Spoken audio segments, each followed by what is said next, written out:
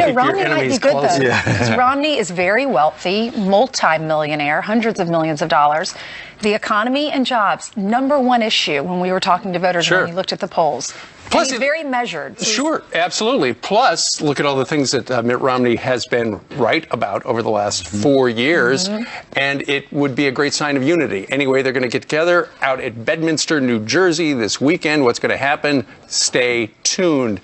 In the meantime, you know, for the most part, there's so much speculation going on about what they're doing behind closed doors. You read in the mainstream media, it's chaotic. This guy doesn't know what he's doing. You hear all of that stuff. They're behind. The transition team is so slow.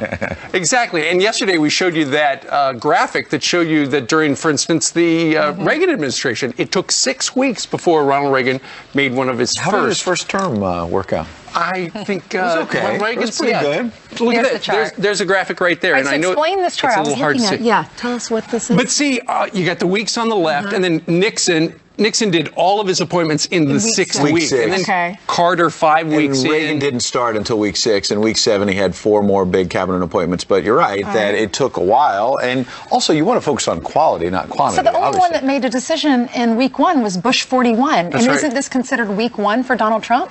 Well, he's doing better than all the others. Look who rushed to Donald Trump's defense. That's what's interesting. That's interesting. David Axelrod tweeting, quote, "We hadn't made any major appointments at this point in 2008.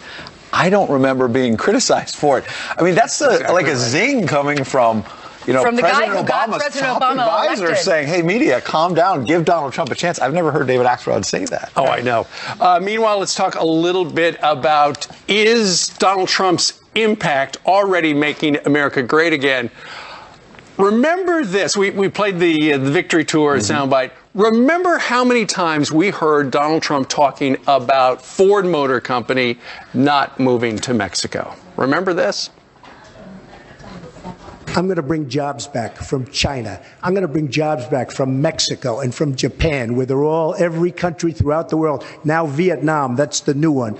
They are taking our jobs. They're taking our wealth. We have to stop our jobs from being stolen from us. We have to stop our companies from leaving the United States and with it firing all of their people. A Trump administration will stop the flight of American jobs.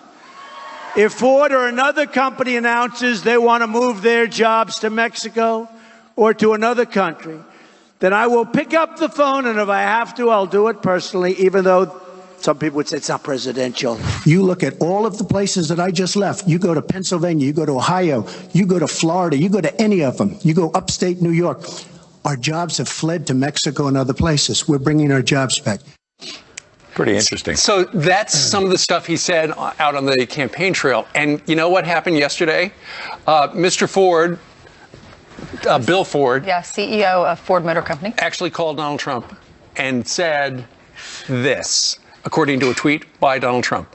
"I worked hard with Bill Ford to keep the Lincoln plant in Kentucky. I owed it to the great state of Kentucky for their confidence in me.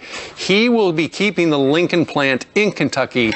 No Mexico." Wow. Interesting as well, because there are rumblings that Apple may now be searching for a way to make the iPhone right here in America instead of China. Wouldn't that be great? That'd be a lot of jobs, obviously. Yeah, right. And also remember, Apple was all in on Hillary Clinton, and they were a little nervous about a Donald Trump victory. They may be reacting. And I was watching some other networks, and they were trying to spin the story about. I like to flip around. I like to see other options too.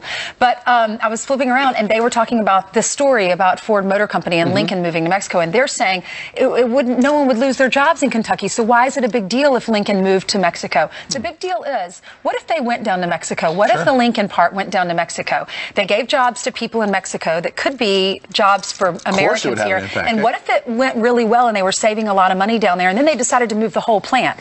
So it's great that they've decided to stay here. Plus, it's the bad PR. Keep in mind, as soon as they were to move down there, then, you know, Donald Trump could say, look, Ford moved down there, that's not helping us. Right. Then when it's time for you to buy a car, you're thinking, all right, do I go with the Ford or the Chevy? In terms of the David Axelrod tweet, we've been hearing that we later today might be hearing some announcements from Team Trump about various appointments. So the whole idea that they're behind, we may see a flurry of activity today. Yeah, exactly. All right, so stand by, and we've got Sean Spicer coming up with us at 6:30 Eastern Time. In the meantime, it's time for some news. Okay, we're going to hand it over to Heather.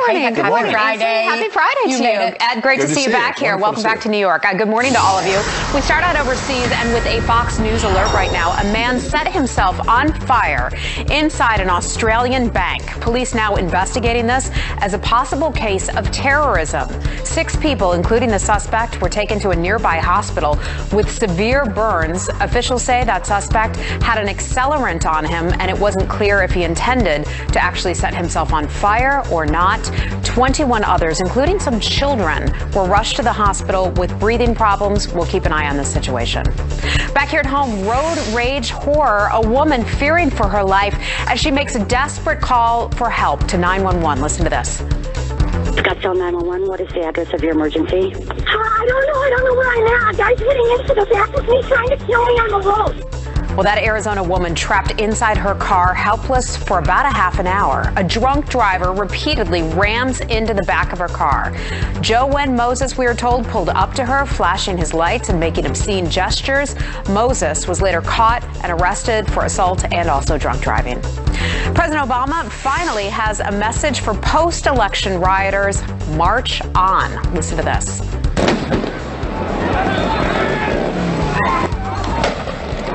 Well, just an example of some of the things that have been going on lately. The president is now under mounting pressure to respond to all that. He's remained tight-lipped until his press conference in Berlin. Here it is.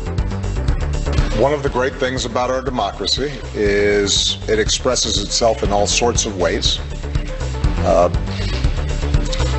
And that includes people protesting. I wouldn't advise them to be silent. I wouldn't advise them to be silent, he said, as we watch this. Well, Mr. Obama now heads to Peru for the APEC summit. And do you remember the man who used a pickaxe and a sledgehammer to smash President-elect Donald Trump's star on the Hollywood Walk of Fame? Well, he has now been charged with felony vandalism. James Otis, seen here in this video from Deadline.com, was arrested shortly after he destroyed Mr. Trump's star last month. The 52-year-old said he did it to protest what he said was Trump's treatment of women. He now faces up to 3 years in jail. And those are your headlines. We've got a busy morning, gang, and a packed show. All right, let's start right now. Let's get going. All right. All right, coming up on this Friday, Donald Trump about to announce more cabinet picks, perhaps. So will Rudy Giuliani make the list? The man inside the room with Trump, Sean Spicer, is going to join us in just a couple of minutes. Making the show a little spicy. And reforming Obamacare is on Trump's must-do list. So should 26-year-olds still get free health care? Dr. Mark Siegel is here with the path forward. Come on in, Dr. Siegel.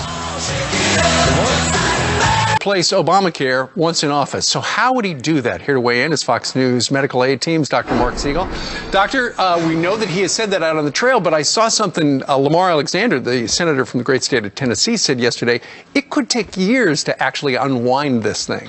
Well, that's the replace part. I think the repeal part, with the budget reconciliation process, the way it was passed, has to happen fairly early, Steve, because if it doesn't, the tentacles of Obamacare are growing. And let's remember, we're still only talking about 10 million people on the exchanges. Sounds like a lot, but 170 million people get their insurance through their employer, and that's been jeopardized by Obamacare. So let's unravel it now, and then of course, replacing it's going to take a while. Of course, supporters of the president's plan, they say, look, there's some things in that Obamacare that are very popular. For instance, keeping your kids on till they're 26, get on their feet and whatnot. And which is popular. It's very popular, and I've had kids in college up to 25, and it's like, they better be on our plan because they can't afford it through Obamacare. And then the other one is pre-existing conditions. Well, you know, pre-existing conditions is also popular, but the question is who's paying for that? And I've said, you know, if you're a 30-year-old and you're in good health and you're thin and you exercise, should your premium really be as high as a 70-year-old who smokes, who drinks, who eats too much, who lays on the couch and then needs a knee replacement because they're too healthy? Right. Too heavy, rather? No, but that's what Obamacare does. And our younger people have been smart enough to take the penalty rather than pay that high level of premium. So if we're going to replace it, we could keep pre-existing conditions, but put those patients in high-risk pools where they pay higher premiums, and that's where government subsidies should be, to pay for people with pre-existing conditions that you can't otherwise afford it. Okay. But not have a 30-year-old pay for it. Sure. You know, the other thing is for people who are on Obamacare, and I know the president throws around that 20 million figure, that's way too high. That also includes the number of people who are now on state mandated Medicaid. Which is expanding and exploding, by the way. A report today out of Foundation for Government Accountability, a report this week said, and you weren't surprised to hear this, Steve, guess what? The Medicaid expansion, everyone's saying, wow, I'll take that. Right. I'll take that. Over 110% more than expected. Over 11 million people in 24 states alone have said, I'll take that expansion. Right. Why should I work? Sure. I'll take the Medicaid. But the problem is, while it's great for them, then the state has got to pick up the tab. Absolutely. What I was getting to was the fact that ultimately, people would like to see the premiums go down and the deductible go down. Well, for premiums to go down, there's a lot of ways that President-elect Trump has a way to get that to happen. One is portability. In other words, like you can own your automobile insurance, you could own your health insurance, and if you leave your job or if you leave the state, you could take it with you. The other is health savings accounts where you pay up front. Tax-deductible money can roll over to your other family members. It can roll over to the next generation. It builds year to year. Health savings accounts are going to be key for choice and helping you decide what you actually need. All right. Well, let's stand by because we've heard he might try to do it on day one. That would be exciting. It would be. All right. Dr. Mark Siegel, thank you very much for making a house call. Meanwhile, coming up on this Friday, Donald Trump about to announce more cabinet picks, we hear. So will Rudy Giuliani make that list? The man inside the room with Trump over the last couple of weeks, Sean Spicer, is going to join us live in about 10 minutes. And he's is now officially challenging Nancy Pelosi for Democratic leadership in the House. In a letter that he sent to the caucus, he writes this: "What we are doing right now is not working. We owe it to our constituencies to listen and bring a new voice into leadership."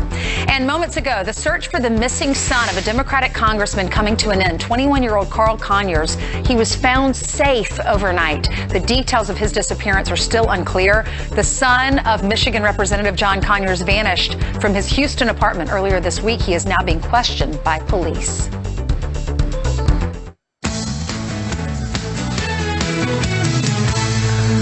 So what can one of the most successful college basketball coaches in history teach the Trump transition team about building a winning team? Joining me now, author of the new book, Success is the Only Option, The Art of Coaching Extreme Talent, Kentucky men's basketball coach John Calipari. Great to see you, Coach. Good to see you, Ed. I wonder, as I think about you coaching extreme talent, and you do it so well every year, you have these one-and-done players everyone talks about. Not all of them, but a lot of them end up just spending 1 year at the University of Kentucky and then moving on. So you have really a crunched amount of time to get the most out of these guys. And it reminds me of Donald Trump putting together an entire government right now in less than 70 days. He has to figure out, how do you pull this talent together? What's your advice to him?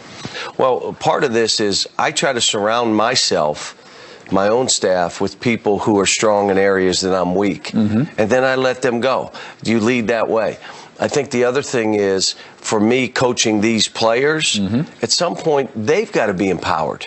Absolutely. The best thing I can do is say, okay, let me lead, let me show you, and then I've got to empower you and let you go. And I also think about the president-elect, because he's got John Kasich and Marco Rubio and Jeb Bush and others who are very talented and could be part of this team, but might be frustrated by how the primaries played out. So what would your advice to the president-elect be about pulling people together who might not want to be together? I don't know if I'm in a position to give our president-elect. Just in general. But here, what I would say is go across party lines, bring people in that give you different ideas, do the rivals, here we come, we're all together. At the end of the day, President-elect Trump is the moral compass and is going to make the final decision. But I understand. I haven't heard this yet, but you do a pretty mean impersonation of Donald Trump. No, let me see it. All right, let's listen. Let's see it.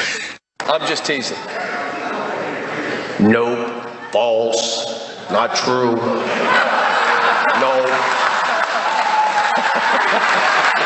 I can do this one too if you want me to. I can do whatever you want. What do you think? I did the dance too. I did both. It looked like one of the debates with Hillary. You know, it's funny. You know, I'm watching every debate, and I was really involved. You would call in me this throughout stuff, the and debate. I would say, Ed, what in the world? What's going on here? But you know, this thing, there's an anger out there. And at this point is bringing people together. Speaking of all in this together, your son, Brad Calipari, is on the team now. He's playing. I'm putting him in. He was in there. You And played he at the scored. world-famous Madison Square Garden here in New York. And I caught a moment. I don't know if you know that I saw this, but everyone was looking at the ball on the other side, and he was there, and I heard you go, hey! And you looked at him and you gave him a little thumbs up. What does it mean to coach your own son like that? It's you know, my children have sacrificed my time because I've coached. To have him with me, to have him text me at night, I'm in the gym, I'm working out, to build his own self-esteem and confidence, and me to be there to kind of steer him, because he's like every other child, our own they do stupid things and say, hey man, you're not doing that. But I am so proud of him and so happy to be coaching him. He scored 2 points in the last game. He got fouled in this game. He should have been shooting free throws. Defending the sun till the end. The La Familia. John Calipari, Success is the Only Option. Great book. We appreciate you coming on Fox and Friends. And we appreciate Coach coming in. Ainsley was just noting it's tough on the family when a coach is a big-time coach. They're gone recruiting so many days out of the year, so they sacrifice a lot. Quote, became president by pandering to a huge racist and sexist base, and the school plans to keep it. We've got the outrage ahead. And could Mitt Romney really have a place in the Trump cabinet or Trump White House? Right now, for the RNC, when it comes to the man is Sean Spicer, and he's working with the transition team. Good morning to you. Good morning. Good morning. All right. So what about Lieutenant General Michael Flynn? Well, he's an outstanding individual, very well qualified, was the head of the Defense Intelligence Agency. So he's been offered the job. Well, look, nothing's official until you hear it come out of Donald Trump's mouth. That's how this administration works. He is the ultimate decider. But he has surrounded himself with people like General Mike Flynn, with people like Congressman Mike Pompeo from Kansas, and General Kellogg, and General Mrs. Alqua. There's a ton of these folks, top flight, top quality people, not just in the military, but in all of national security, whether people in the intelligence community and foreign affairs. He had Henry Kissinger in yesterday, someone he's known for a long time. He has continued to surround himself with the best and the brightest in this country to make sure that on day one, after he takes his hand off that Bible, that this country moves forward to enact his agenda. Sean, what about Mitt Romney? They are going to meet this weekend. That's been confirmed. Secretary of State, possibly? I think the first thing they're going to do is have a conversation. And what I think that meeting shows, as well as the meeting with Ted Cruz and others, is that Donald Trump is not looking at someone's political, affiliation, whether they support him or not. He wants the best, the brightest, the most qualified people to not only fill his administration, but to give him advice on the policies and opinions they have on how to enact an agenda successfully. But, we had Ted Cruz at the convention. Even at the convention, he would not endorse Donald Trump, was getting booed. Is this a matter of, people like Cruz realizing there's a new sheriff in town? Well, there is a new sheriff in town. That's the reality. But I think more than what they realize, it's what Donald Trump realizes. And it's his attitude and his vision to say, if you want to get on board to enact an agenda that will move this country forward and have real change, I'll take you. And I don't care where you were prior to this, whether you supported me or not. If you're the best person, if you've got a great idea, I want to hear it. I want you part of the team. So he's not holding a grudge. Look, his actions speak louder than his words, right? He is bringing people from national security, foreign policy, economic policy. He laid out his views in the campaign: immigration, job creation, national security. And the people he's surrounding himself are the best and the brightest to make those policies What's move going forward. on with Rudy Giuliani? Because everyone expected he'd be one of the early ones. That he has been by Donald Trump's side from the beginning, was criticized for being so strong for him, and there's a lot of speculation, as you know, that maybe he has confirmation problems, some of his ties financially and whatnot. Is that true? Well, first, he continues to be a great supporter of Donald Trump and provide him with advice and ideas about how to enact that agenda. He's one of those top people. There's no announcement yet on any additional posts, so it's hard to tell. It's hard to, Come on, Sean, we haven't had one in 3 minutes. We want one now. He's clearly a respected part of that team. He's been unbelievably successful, not only in business, but obviously as a mayor, as someone who helped rebuild New York City after 9/11. And so Mr. Trump continues to rely on his counsel. Now, something that is new to us, at least, with the transition team is apparently you have buckets of landing teams. You have 3 landing teams. There's national security, the economy, and domestic policy. That's right. The first one is national security. Yep.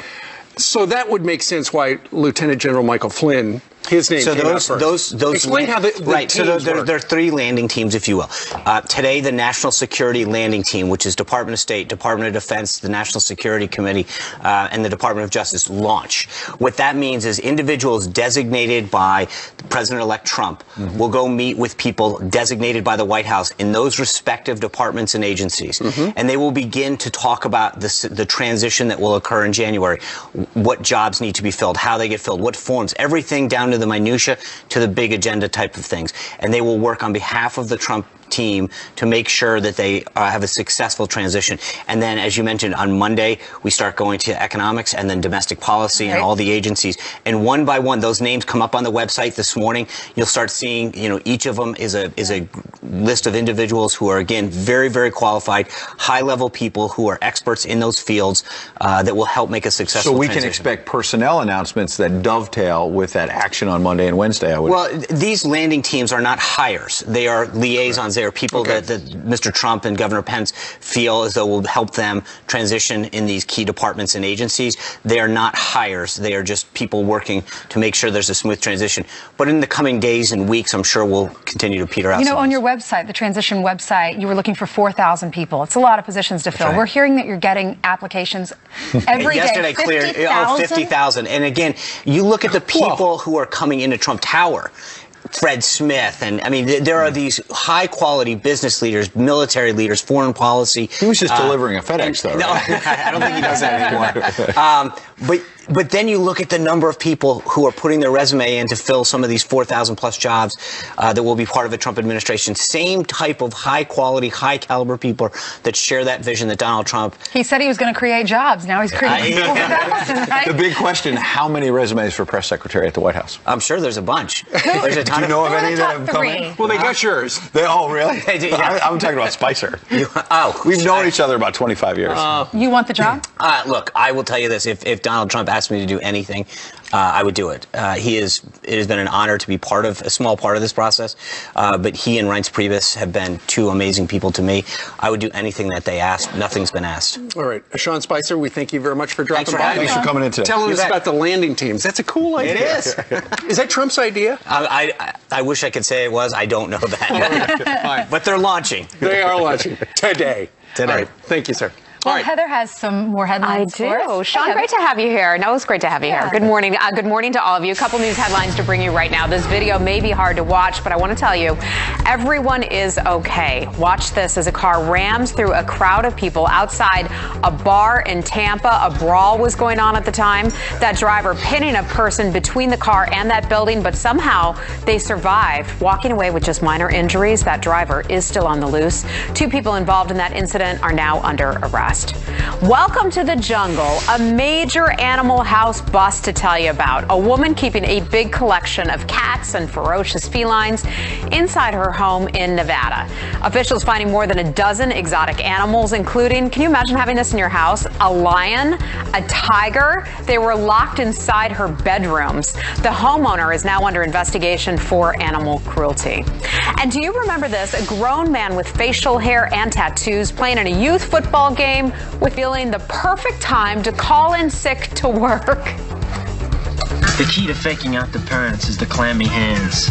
It's a good. The president-elect looks to shape his cabinet. This morning, one of the top White House jobs said to be offered to retired General Michael Flynn. For more on that, let's turn to our own Commander-in-Chief, James Rosen, live in Washington this morning. Good morning, James.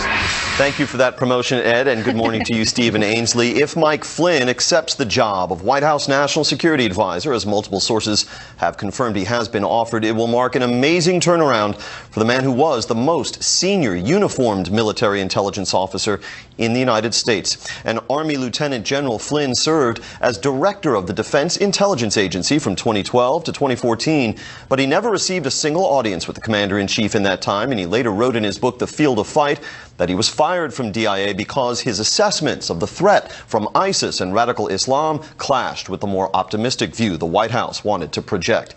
And amid reports that 2012 Republican nominee Mitt Romney is under consideration to serve as Secretary of State, sources have confirmed that he will meet with President-elect Trump at Trump National Golf Club in Bedminster, New Jersey this weekend.